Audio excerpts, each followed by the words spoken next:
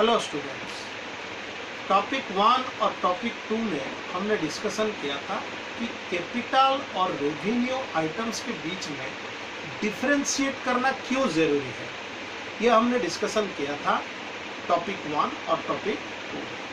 तो आज का जो हमारा टॉपिक है वो है कैपिटल एक्सपेंडिचर।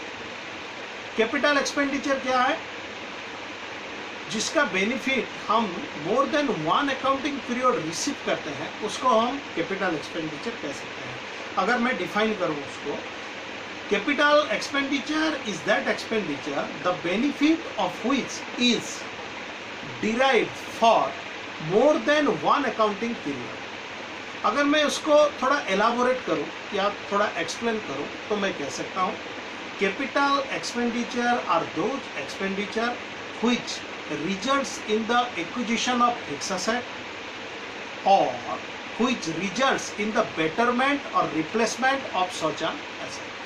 कैपिटल एक्सपेंडिचर वो एक्सपेंडिचर होता है जिसका रिजल्ट निकलता है एक्विजिशन ऑफ फिक्स एसेट, जिसके जरिए हम कुछ एसेट को एक्वायर करते हैं, बिजनेस के नाम करते हैं, उसको हम कह सकते हैं कैपिटल एक्सपेंडिचर। या फिर अगर ऐसा कुछ एसेट है और उसको बेटर करने के लिए या फिर उसका रिप्लेसमेंट करने के लिए हम कुछ एक्सपेंडिचर करते हैं तो उसको भी हम कैपिटल एक्सपेंडिचर कह सकते हैं। अगर मैं इसका कैरेक्टरिस्टिक पे जाऊं तो पहला कैरेक्टरिस्टिक है the expenditure which incurs in the acquisition of fix asset और लॉन्ग टर्म एसेट और इन द बेटरमेंट और replacement of such an asset is called capital expenditure. The benefit of such expenditure is derived for more than one accounting period. The assets which are acquired are those assets which are not meant for resale, which are not meant for resale. इस expenditure के जरिए वो सब asset हम acquire करते हैं जिसको हम रीसेल के लिए नहीं खरीदते हैं, जिसको हम यूज करने के लिए खरीदते हैं। और एक कैरेक्टरिस्टिक अगर जाए हम कैपिटल एक्सपेंडिचर के तो वो है कैपिटल एक्सपेंडिचर बिजनेस का अर्निंग कैपेसिटी को बढ़ाता है। द एक्सपेंडिचर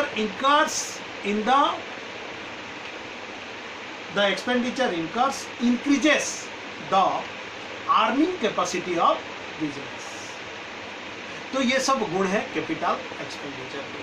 अगर हम इसका कुछ एग्जाम्पल ले लें तो बन जाएगा परचेज ऑफ टेंजिबल और intangible fix asset, the expenditure incurred for the improvement of present condition of a fix assets which are going to be used in the business for a very long period of time.